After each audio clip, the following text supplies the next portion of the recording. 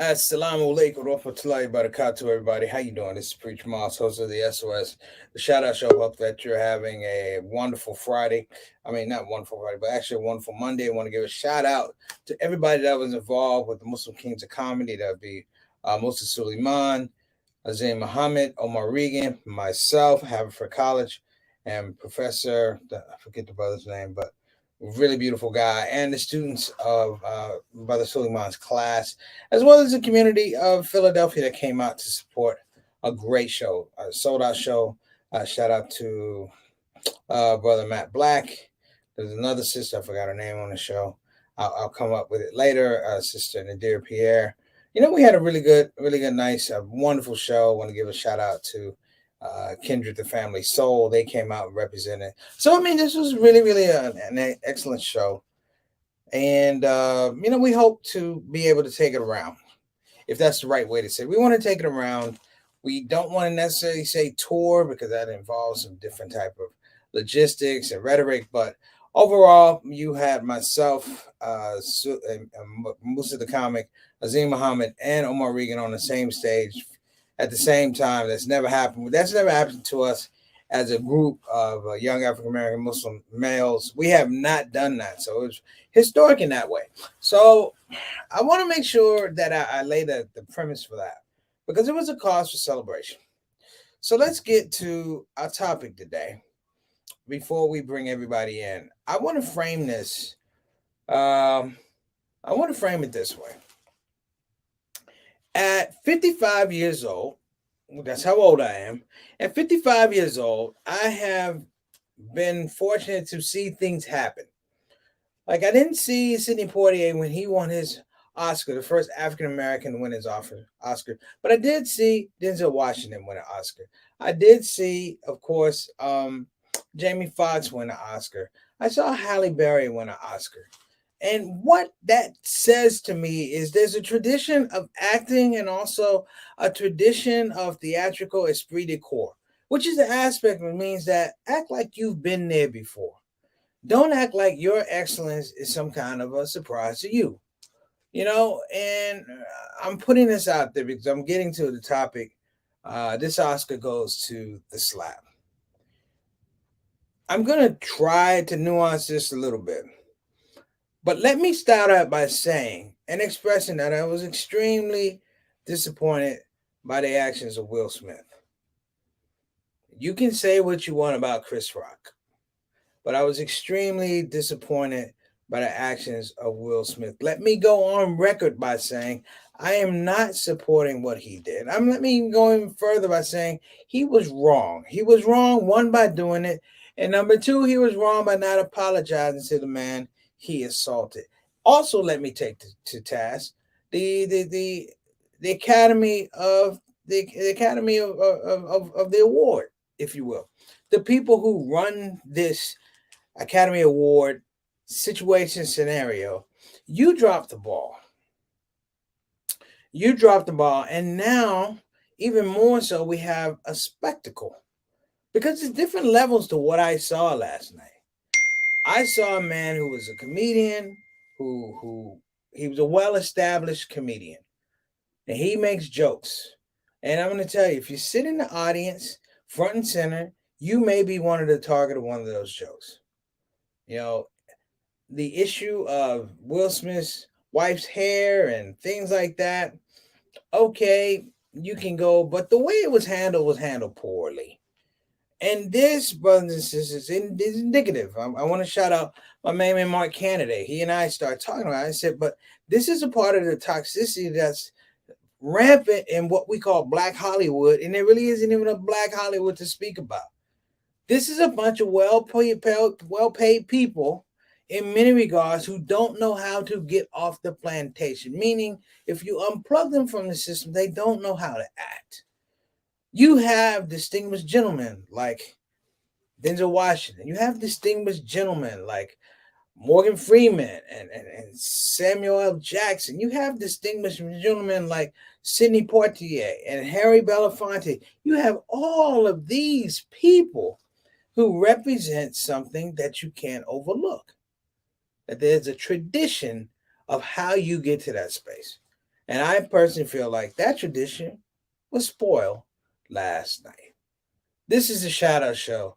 Let's get it up and going. Thank you guys for tuning in. I'm Preacher Moss.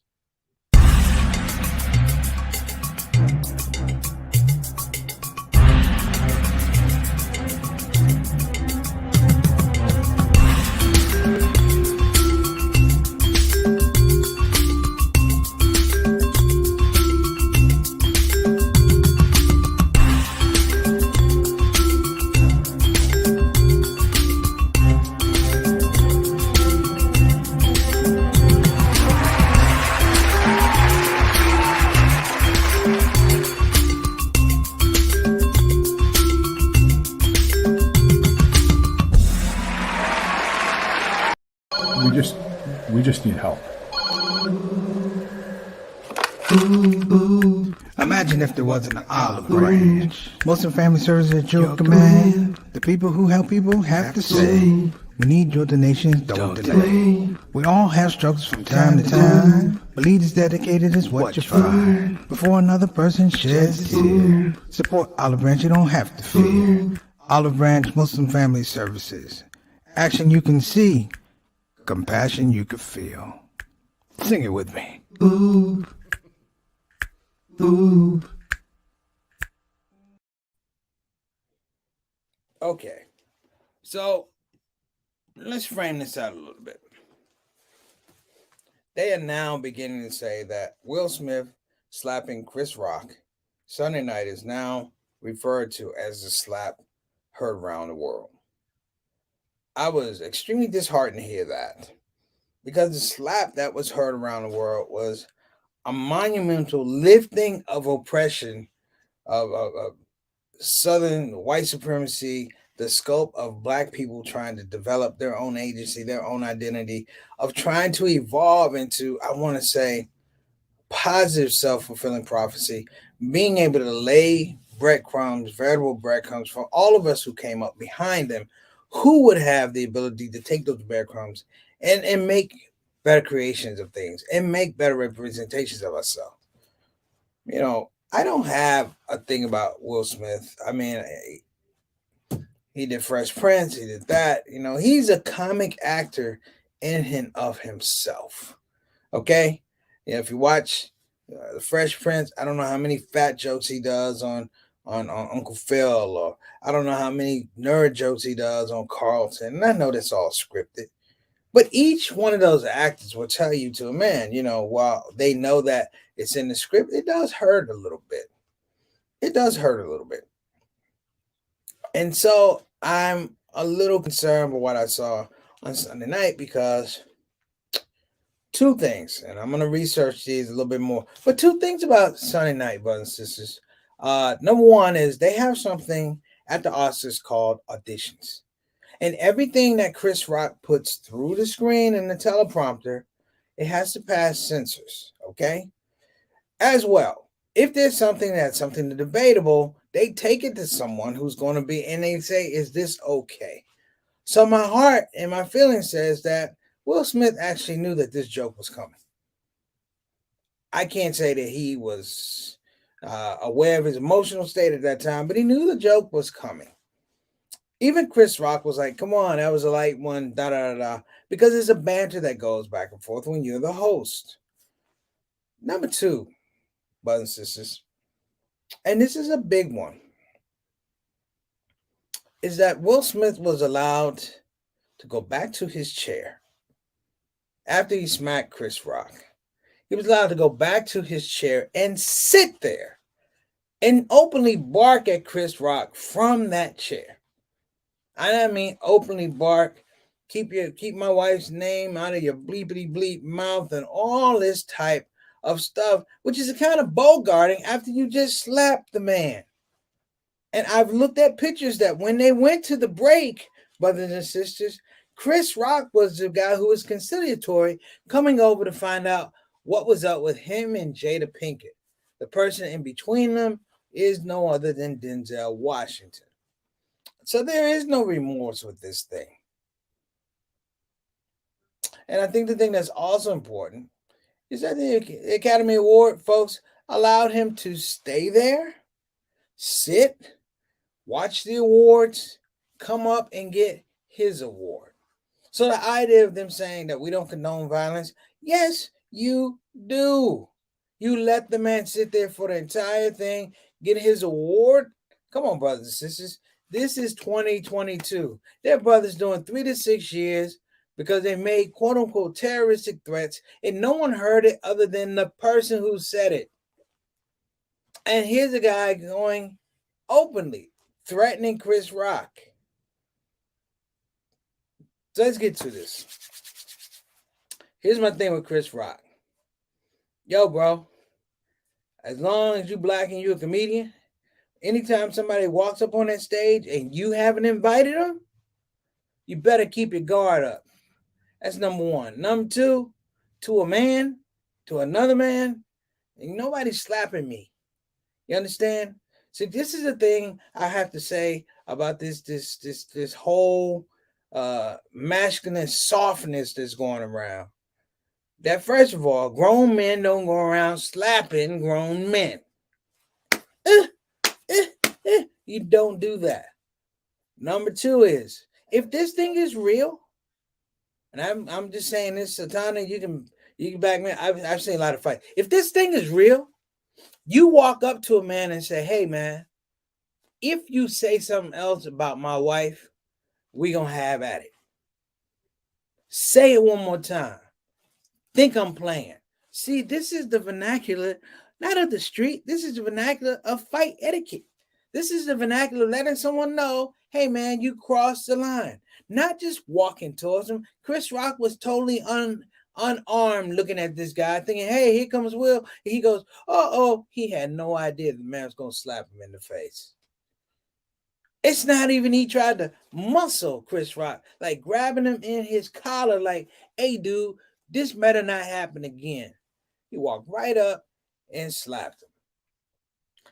I have a couple thoughts because now it's a little tilted. I'm going to show you guys the slap that was heard around the world. And this, brothers and sisters, is way different than the clown show that went on last night. Satana, let's roll it. Jada, I love you. G.I. Jane 2, can't wait to see it. All right?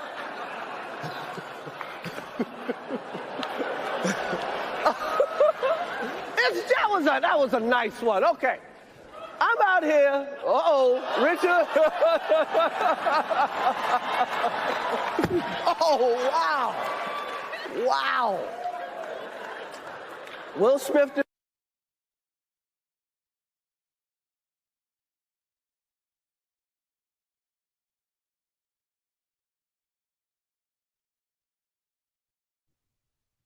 I don't know what lost the sound, but it is what it is. My point is a lot of profanity at the end. Chris Rock was really from the stage trying to be a professional and move this thing forward. This happens, okay? This happens. I've been in situations where fights break out in the crowd, and you got to be professional and all that type of stuff. He tried to manage it from the stage. So A+ for Chris Rock for trying to manage. But B, it's Chris Rock, and I love you. You don't let people lay hands on you. I don't care who you are, Will Smith, or I don't care who it is. I don't let the police lay hands on it unless they got a warrant. You hear what I'm saying, brothers and sisters? This becomes problematic. Because you know what I saw? I saw a man that felt he had privilege can walk up and smack another black man. And if we're going to put it in the color box, I saw a light-skinned black man walk up and slap a dark-skinned black man. And the way he slapped him is almost like, you're not intelligent. You don't have worth. You don't have equality to me. I am superior to you. And this is what played out, brothers and sisters. These are the things that you say, hey, man, maybe preacher reading into it. And I thought I was reading into it a little bit when I talked to my buddy Mark. I'm like, no. Do you understand the essence of the color divide in our community? We're not even talking about that. We're talking about a slap. I'm talking about a man who felt empowered to go up to another black man and disrespect him like that.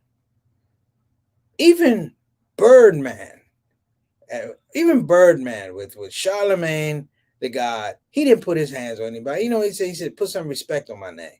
Put some respect on my name. And that is the quotient, brothers and sisters, letting people know I'm not having it. But there's no I'm not having it situation with Will Smith. How do you get to jump the gun? You're from West Philadelphia. I know folks in West Philadelphia. I was just there. And even people in West Philadelphia scratching their head like, wait a minute, you from West Philly slapping people? That's number one. But number two is you're doing it in a worldwide audience. And the people in the space where you are, they've invited you. And the only reason you're on that stage is for what? Because you won an award. You were in the running. All right, so let's get some people up here, Satana. Let's get some people up for our shout out show family. What's going on, Sister Reed? God bless you. Hope that you're doing well. Hope you had a great weekend. Thank you for coming on the show. Peace and blessings to you, Derek and Juwan. Next up, my main man, Eric Carter. Wa alaikum assalam wa rahmatullahi wa barakatuh, Big E. Thank you for coming on the show, beloved. Appreciate you. Hope you had a great weekend.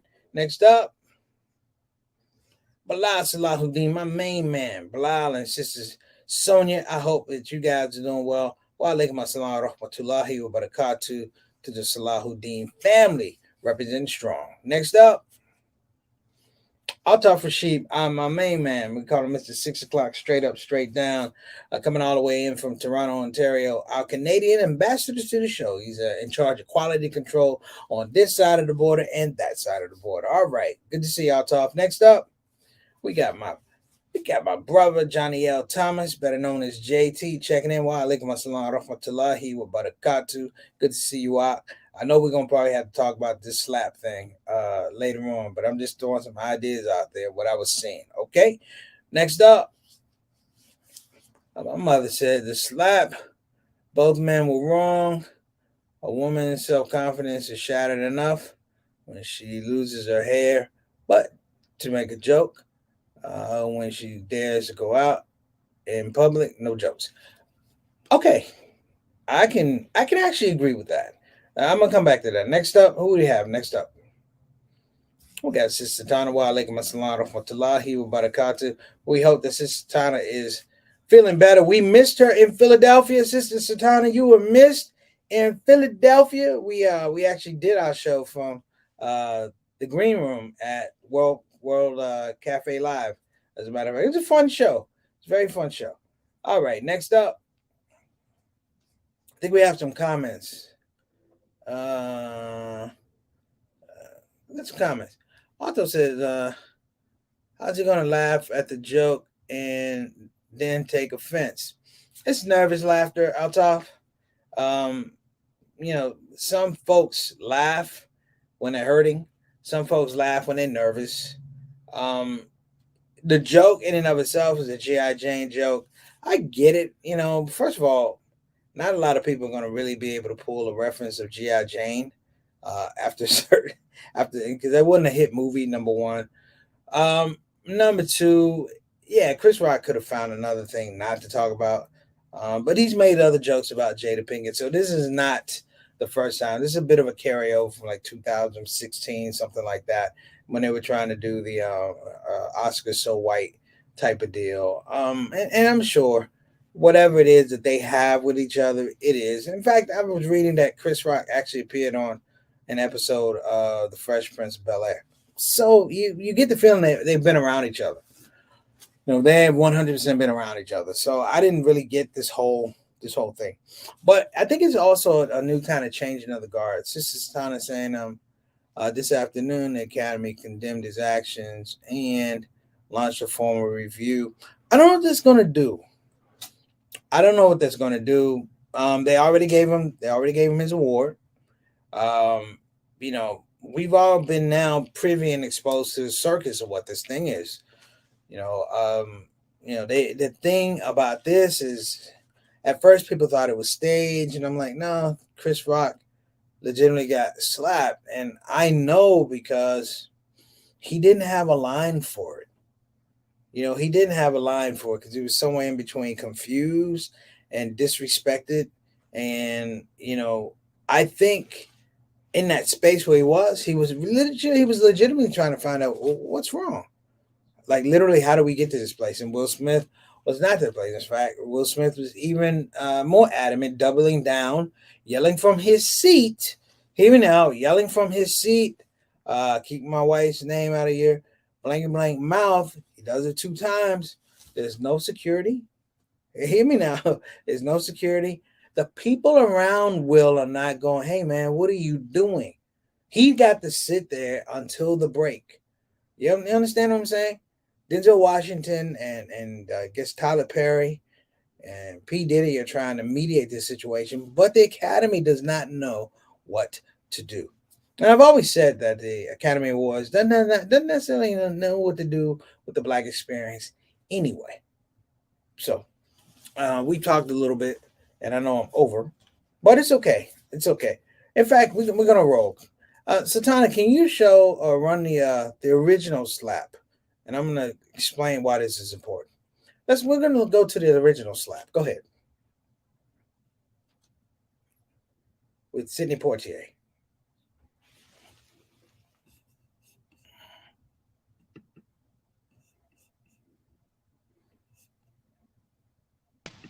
We were just trying to clarify some of the evidence. Was Mr. Colbert ever in this greenhouse, say last night about midnight?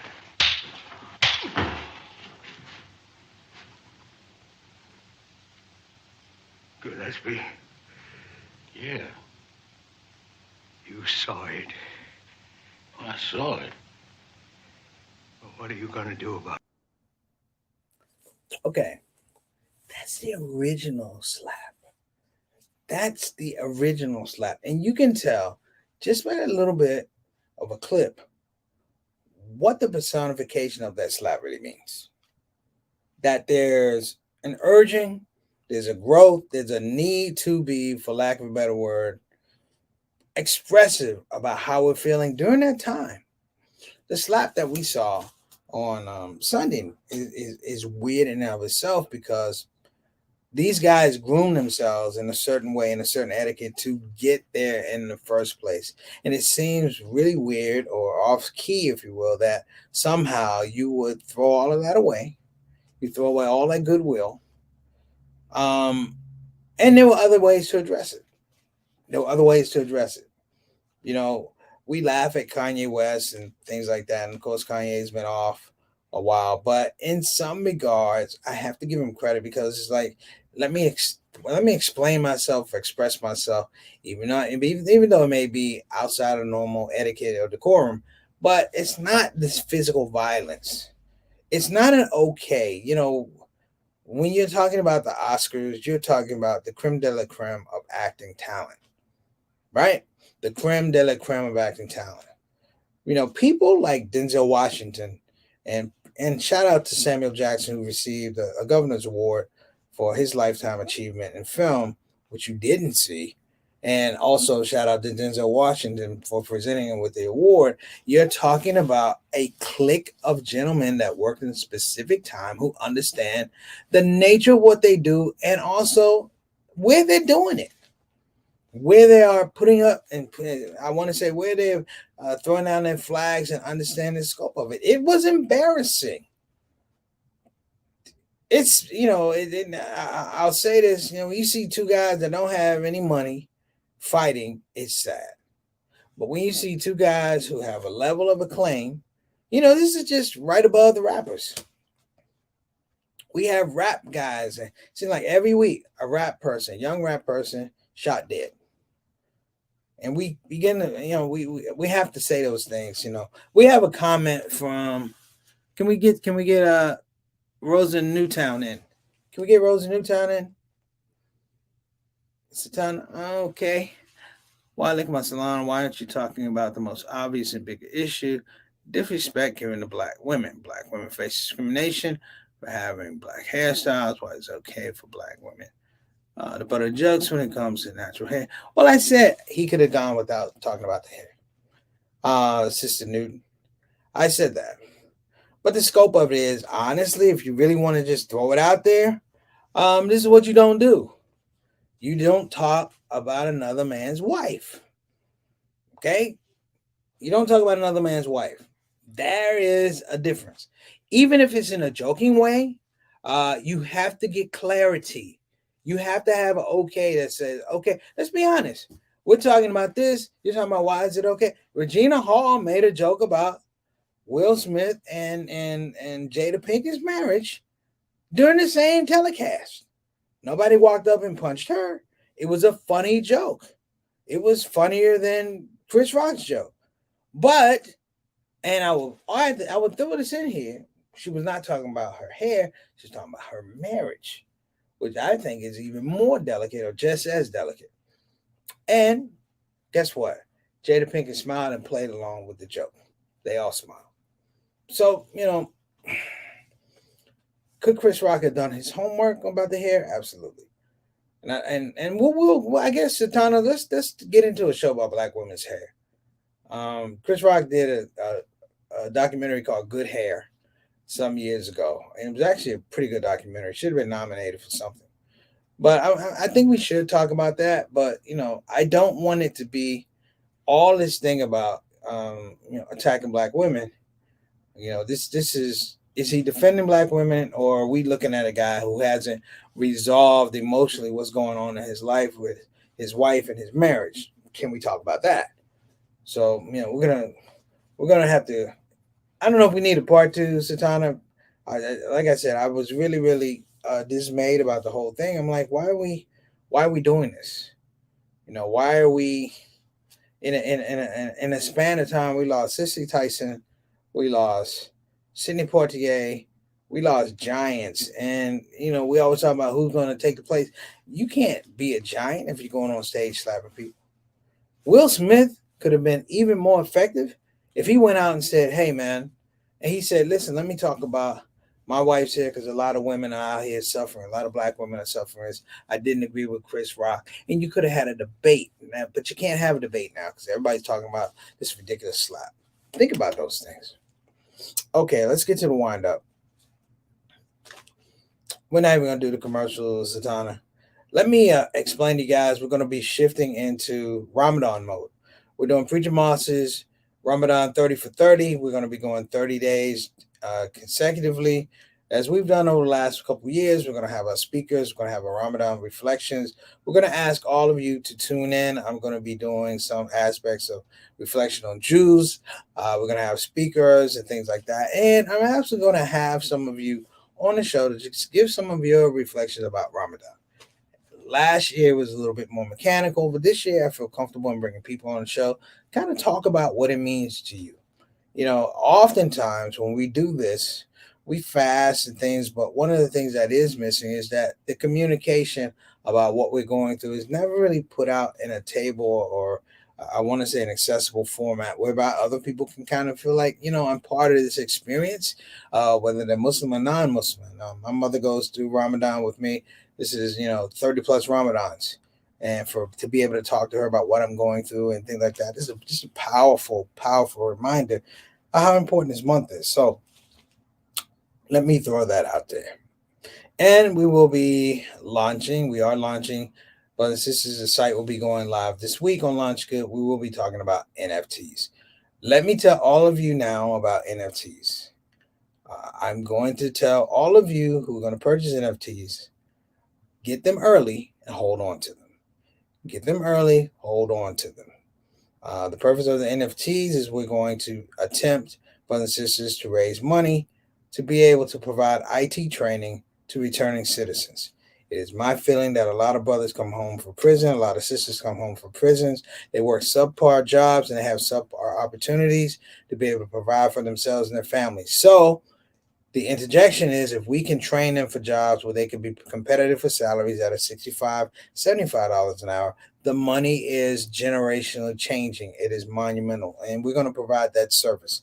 So if you can't donate, please make dua for us. This is ambitious because nobody really worries about the inmates during Ramadan. We worry about everybody else. We don't worry about those brothers who are out there 100% struggling every day and holding on. This is Muslim and non-Muslim. So Let me get off my soapbox. I'm off the soapbox. Okay, let's get to our sponsors. I want to give a shout out to BeFinanciallyIndependent.com. Again, that's BeFinanciallyIndependent.com. Call 202-508-5780. We also want to give a shout out to UsHub TV. Again, that's ushub.tv. Check them out. We've shouted them out a number of times. Go over there and check them. They're the number one Muslim streaming service out there. So make sure you check them out. And we also want to give a shout out to Ban Islamic Graduate College. Again, that's Ban Islamic Graduate College. Thank you guys for supporting us over the years. And we hope that you have a successful Ramadan as well. And we want to give a shout out to Convenient Urgent Care. Again, that's Convenient Urgent Care. You can go to www.convenienturgent.com. Again, that's convenienturgent.com. Locations in Pasadena, Cypress, and of course Houston on Parker Road. I am out of here, brothers and sisters. Take care. Inshallah, we'll see you tomorrow. Think before you act, and think before you slap. I'm Preacher Moss. Take care. Assalamu alaikum wa rahmatullahi wa barakatuh. Shout out. Hey, babies. Welcome to Radio WCUC, Convenient Urgent Care, home of the smart patient. This is DJ What It Do. You know what time it is. It's the top of the hour, and the request lines are open. You know what you want to hear. I know what you want to hear. Operators are waiting. I just gotta hear "Don't Get the COVID." Don't get the COVID. Put your mask back on. The Delta COVID, more contagious than before. Don't get the COVID. Go on and get the vaccine. You know that it can keep you safe, and your people living up in your space. Don't get the COVID. You need to wash your hands. The Delta COVID is more deadly than before. Don't get the COVID. Go on and get your vaccine. You know that it can keep you from dying. Don't leave your family all alone and crying. Don't get the COVID. We invite you to join our fight against COVID and against misinformation. It's time to listen to the doctors and trust the science. When I think of people dying that don't have to die, it makes me sad. Now's the time to be sober. Together we can make this thing over. Let's fight the COVID. Convenient urgent care, home of the smart patient.